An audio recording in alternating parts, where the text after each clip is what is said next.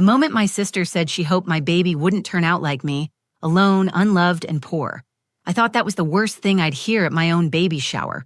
I was wrong. What happened next changed everything, and I mean everything, about how I saw my family, my worth, and my future. My name is Aria, and 7 months ago, I was just another struggling single mom-to-be, working double shifts at the grocery store, living paycheck to paycheck in a cramped studio apartment. The father of my baby, Wade, had walked out when I was 4 months pregnant, choosing my former best friend over me and our unborn child. I felt like damaged goods, like maybe everyone in my family was right about me always making the wrong choices. But this story isn't about Wade or even about me being a single mom.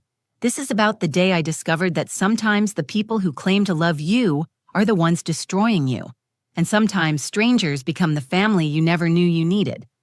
My sister Kira has always been the golden child. While I struggled through school with undiagnosed learning disabilities, she was getting straight A's and scholarship offers. When I was bouncing between dead-end jobs, she landed a marketing position at a Fortune 500 company. When I was dating guys who treated me like garbage, she was engaged to her college sweetheart. My dad, Frank, made it clear from day one who his favorite was, and it wasn't me. My Aunt Nora, my mom's sister, was different though. She's a registered nurse who actually seemed to care about me, not just judge me. When she offered to throw me a baby shower, I almost said no. I knew it would be awkward with my family, knew there would be tension, but I also knew this might be the only celebration my baby would get.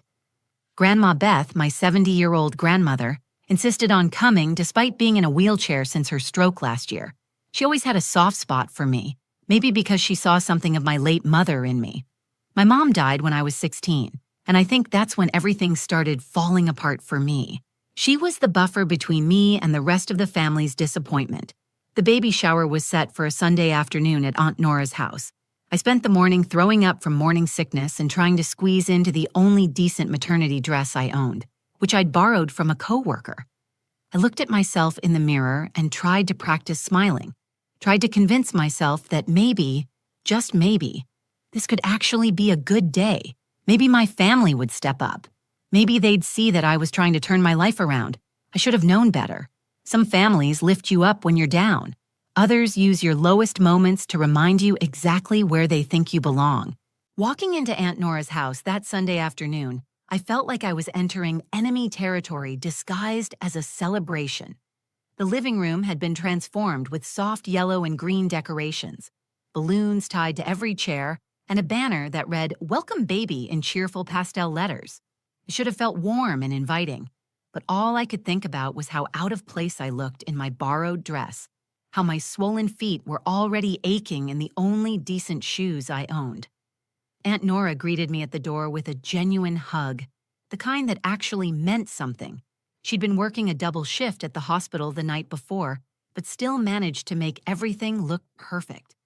The gift table was already half full, and I recognized some faces from my work at the grocery store, mixed in with neighbors and distant relatives I hadn't seen in months.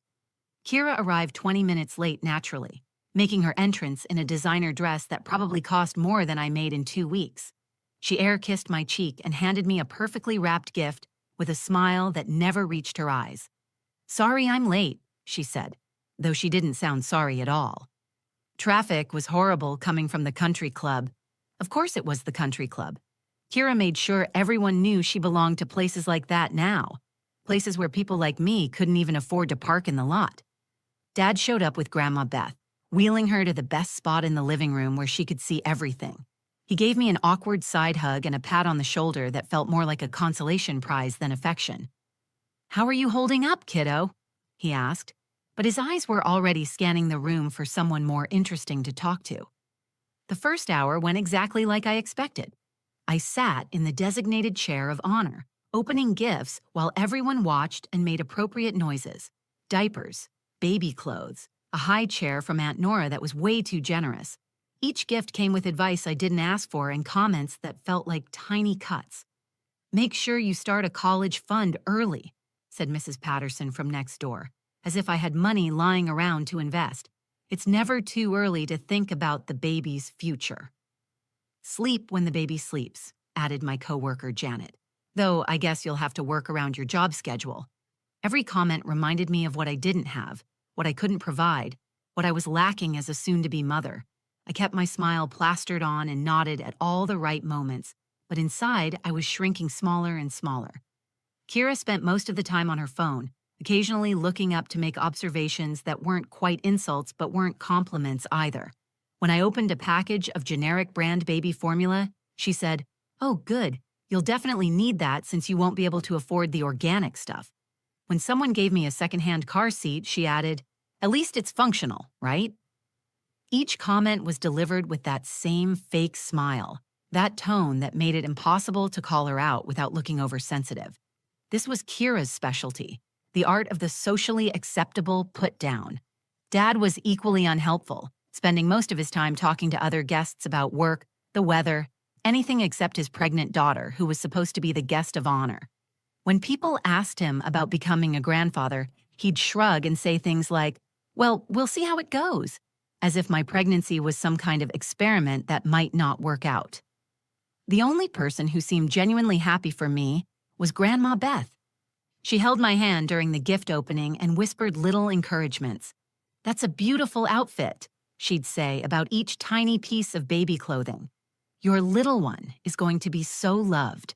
She was the only one who talked about my baby like they were already real, already part of the family, already deserving of love and excitement.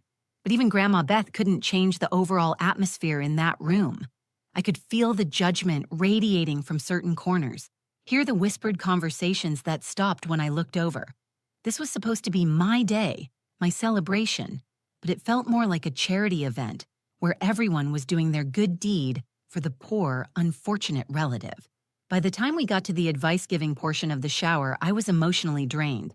My back ached from sitting in the same position, my feet were swollen beyond recognition, and I had a headache from forcing smiles for 3 hours straight. But I knew the worst was yet to come. I could see it in Kira's eyes, the way she was building up to something, waiting for her moment to deliver whatever cutting remark she'd been saving up. I just had no idea how devastating it would actually be. The advice-giving game started innocently enough. Aunt Nora had prepared little cards for everyone to write down their wisdom for the new mom. But some guests wanted to share theirs out loud. Mrs. Patterson went first with generic advice about sleeping schedules. Janet from work talked about the importance of asking for help, though she looked directly at Dad when she said it, which made him shift uncomfortably in his seat. But I could feel Kira getting restless beside me. She kept checking her phone and sighing dramatically like she was being held hostage at her own sister's baby shower. When Aunt Nora asked if anyone else wanted to share advice, Kira's hand shot up immediately. "Oh, I have something to say," she announced, standing up with that practiced smile she used at work presentations. The room went quiet, everyone turning to look at her. I should have known right then that whatever was coming wouldn't be good. Kira never volunteered to speak unless she had an audience and something devastating to deliver. "I've been thinking about this a lot," she began, her voice taking on that fake sweet tone that made my stomach clench. "About what kind of advice to give my big sister." She paused, looking around the room to make sure she had everyone's attention. And I realized that the most honest thing I could say is this. My heart started pounding. Something in her tone, in the way she was building up to this moment, set off every alarm bell in my head. "I hope this baby doesn't turn out like you, Aria. Alone, unloved, and poor." The words hit me like a physical blow. The room went completely silent. I heard someone gasp, maybe Aunt Nora, but the sound seemed to come from very far away. My face burned with humiliation as every person in that room stared at me, waiting to see how I would react to being publicly destroyed by my own sister. But Kira wasn't done. She was still standing there with that horrible smile, like she'd just delivered a thoughtful piece of wisdom instead of a calculated attack designed to humiliate me in front of everyone I knew. "I mean, let's be realistic here," she continued, her voice getting stronger as she saw the shock on everyone's faces. "We all know Aria's track record with relationships and money management. I just think it would be tragic if this innocent baby ended up following the same pattern." I couldn't breathe. My hands were shaking as I gripped the arms of my chair, trying to process what was happening. This was my baby shower, my celebration, and my own sister had just used it as an opportunity to list all my failures in front of everyone. Then Dad started laughing. Not a surprise laugh or an uncomfortable chuckle, but actual laughter, like Kira had just told the funniest joke he'd ever heard. The sound cut through me worse than anything Kira had said. Just like her mother, he added, still chuckling, and those 4 words destroyed whatever was left of my composure. My mother. My dead mother who had struggled with depression after Dad's constant criticism. My mother who had worked 3 jobs to make ends meet because Dad spent his paycheck at the bar. My mother who had died feeling like a failure because people like him convinced her she was one. The room erupted in uncomfortable murmurs. I could see Aunt Nora's face turning red with anger, could hear Grandma Beth making little sounds of distress. Some of the guests were looking at their hands. Others were staring at me with pity that made everything worse. But all I could focus on was the burning shame flooding through my entire body. Every insecurity I'd ever had about becoming a mother, every fear about not being good enough, every worry about raising a child alone came crashing down on me at once. This was my family. These were the people who were supposed to support me, encourage me, help me believe I could do this. And instead, they had just confirmed every terrible thing I'd ever thought about myself in front of a room full of people. I looked at Kira, still standing there looking pleased with herself, and I realized something that should have been obvious years ago. She didn't accidentally say cruel things. She didn't make thoughtless comments in moments of stress. She deliberately, carefully chose to hurt me whenever she got the chance, and she enjoyed it. This wasn't sisterly rivalry or family dysfunction. This was cruelty, pure and simple, delivered by someone who was supposed to love me unconditionally. My baby kicked hard against my ribs, as if responding to my emotional distress, and that tiny movement reminded me of something important. I wasn't just protecting myself anymore. I was protecting my child, and I would not let them grow up thinking this kind of treatment was normal or acceptable. The silence in the room stretched on, everyone waiting to see what would happen next. Something shifted inside me when I felt my baby kick. It was like a wake-up call, a reminder that I wasn't just sitting there as Arya, the family disappointment anymore. I was about to be someone's mother, and that someone deserved better than watching their mom get torn apart by people who were supposed to love her. I stood up slowly, my legs shaky, but my resolve getting stronger with each second. The room was still dead silent, everyone frozen in that horrible moment after Kira's attack and Dad's cruel laughter. My borrowed maternity dress felt tight across my belly, but I straightened my shoulders and looked directly at my sister. "You know what, Kira?" My voice came out quieter than I intended, but it was steady. "You're absolutely right about some things." I could see surprise flicker across her face. She'd expected me to cry, to run away, to crumble under the weight of her words like I always had before. But something was different this time. Maybe it was pregnancy hormones, maybe it was finally hitting rock bottom, or maybe it was just that I was tired of being everyone's punching bag. "I am alone right now," I continued, my voice getting stronger. "And I don't have much money. You got those facts completely right." I took a step closer to her, watching her confident smirk start to fade. "But you're wrong about the most important thing." The entire room was holding its breath. I could see Aunt Nora leaning forward in her chair, Grandma Beth gripping her wheelchair handles, even the neighbors who barely knew me waiting to hear what I would say next. "I'm not unloved," I said, and the words felt like a revelation even to me. "And neither will my baby be. Because love isn't about having money or a perfect relationship status or impressing people at country clubs. Real love is about showing up for people, supporting them when they're struggling, celebrating their victories instead of tearing them down." I looked around the room at the faces staring back at me. And you know what I've learned today? Some of the people in this room have shown me more genuine love and support in 3 hours than my own family has shown me in 28 years. Kira's mouth opened like she was going to interrupt, but I wasn't finished. "I've spent my whole life apologizing for not being you, Kira, for not getting straight A's, for not landing the perfect job, for not having the perfect boyfriend. I've let Dad make me feel like I was some kind of consolation prize daughter, always falling short of what you achieved." My voice cracked slightly, but I pushed through. "But you know what? At least when I fail, I failed trying to build something, not trying to destroy someone else. Dad started to say something, probably another cutting remark, but I turned to face him directly. And Dad, bringing up Mom right now? Really? I shook my head, feeling a surge of anger that surprised me with its intensity. Mom struggled because people like you made her feel like she was never good enough. She worked herself to death, trying to prove her worth to people who were determined to find her lacking. I will not let you do that to me anymore, and I sure as hell won't let you do it to my child. The room was so quiet I could hear the ticking of Aunt Nora's grandfather clock. Some of the guests looked uncomfortable, like they wanted to leave but didn't know how. Others, like Janet from work, were nodding slightly, like they were proud of me for finally standing up for myself. I walked over to the gift table and started gathering the presents, my hands shaking, but my movements determined. Thank you to everyone who came today and brought gifts for my baby. Your generosity means more than you know. I looked pointedly at Kira and Dad. And to those of you who came here to make me feel small, mission accomplished. But this is the last time. Grandma Beth wheeled herself closer to me, reaching out to touch my arm. Don't you dare let them chase you away from your own celebration, honey, she whispered, her voice fierce despite her frail appearance. This is your day and your baby's day. Her words almost broke my resolve. I wanted to sit back down to pretend everything was fine, to go back to being the family scapegoat because at least that was familiar. But then I felt another strong kick from my baby, and I remembered what I was really fighting for. I was about to become someone's whole world. This baby would look to me for protection, for love, for an example of how to treat people and how to expect to be treated.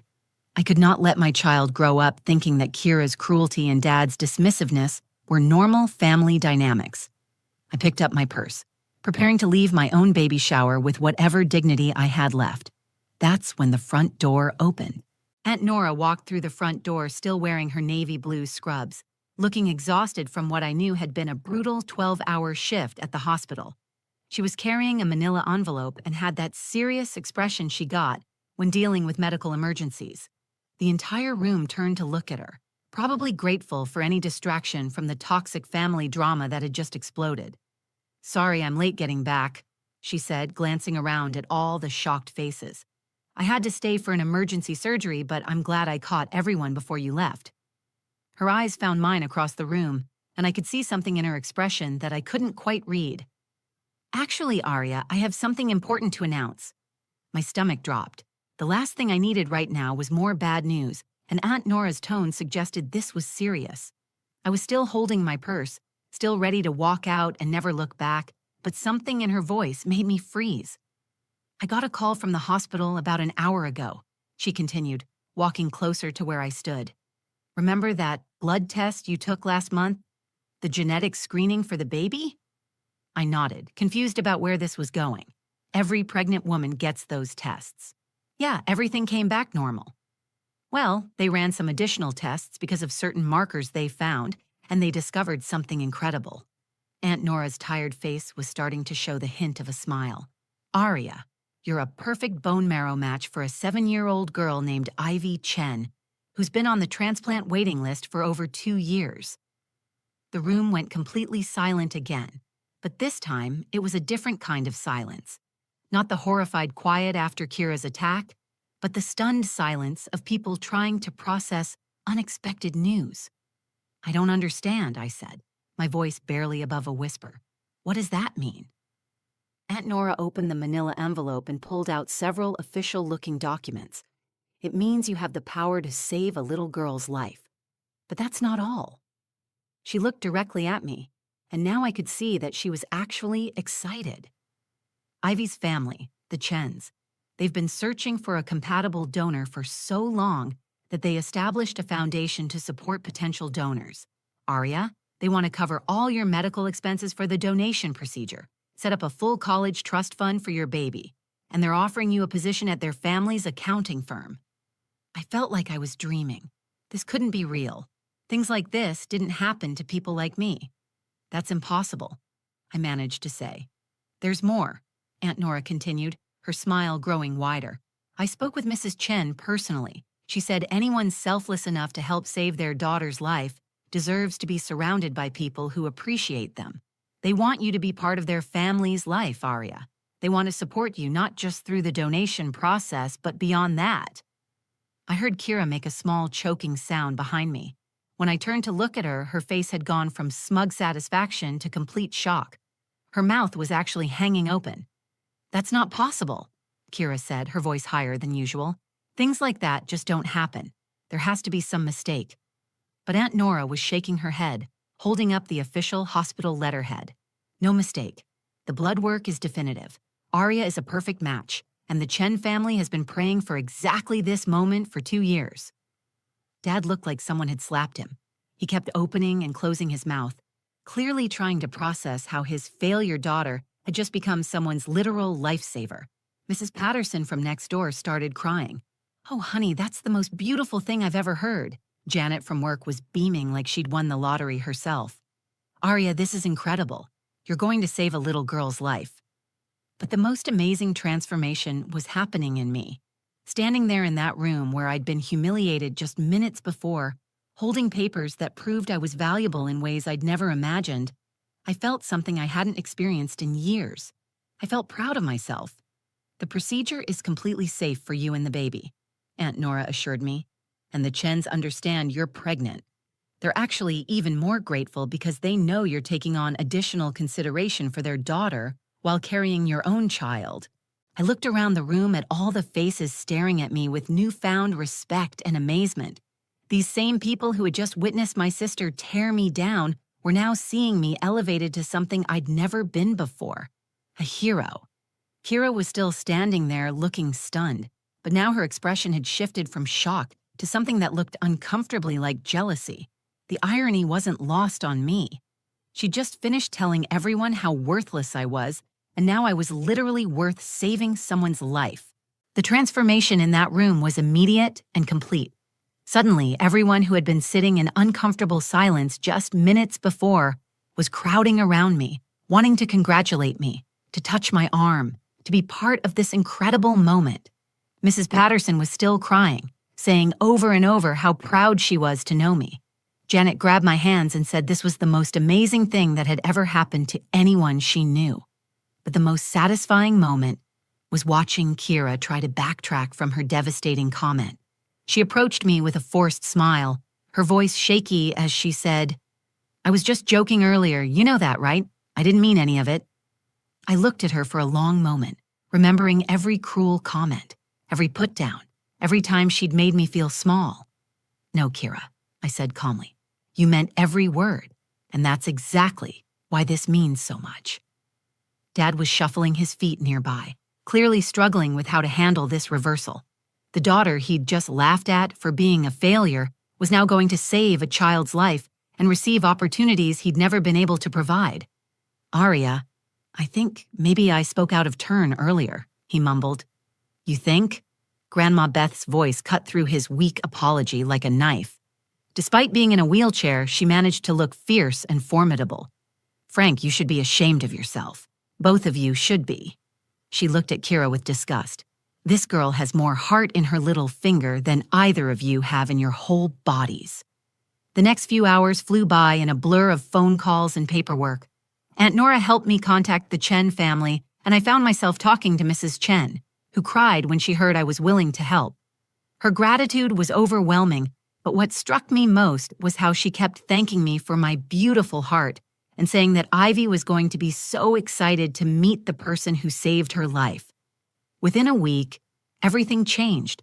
The Chen family didn't just offer me a job, they welcomed me into their lives like I'd always belonged there. Mr. Chen personally drove me to every medical appointment, making sure I understood each step of the donation process. Mrs. Chen started bringing me homemade soup and asking about my pregnancy like she was a concerned aunt. The donation procedure went perfectly.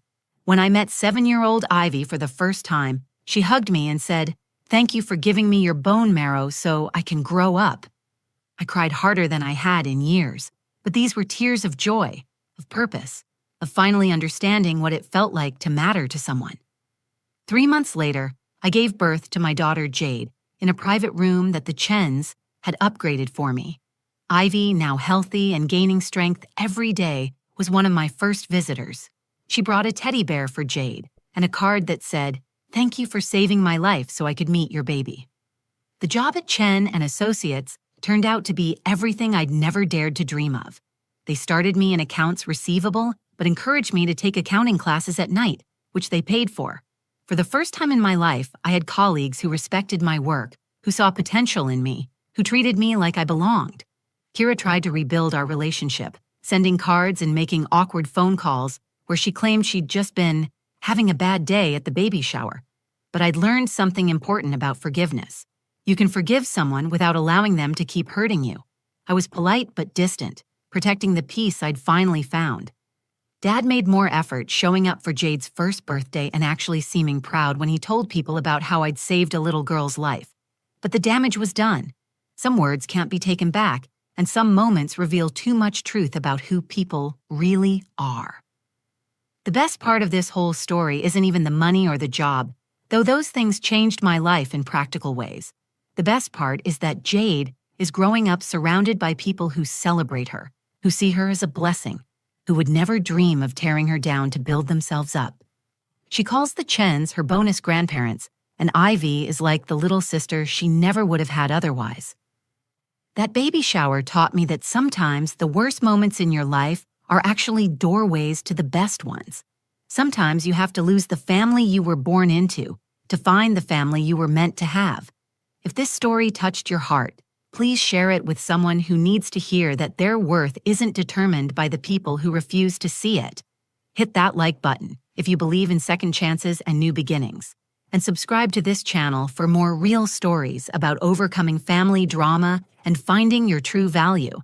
Your support means everything, and I'll see you in the next video.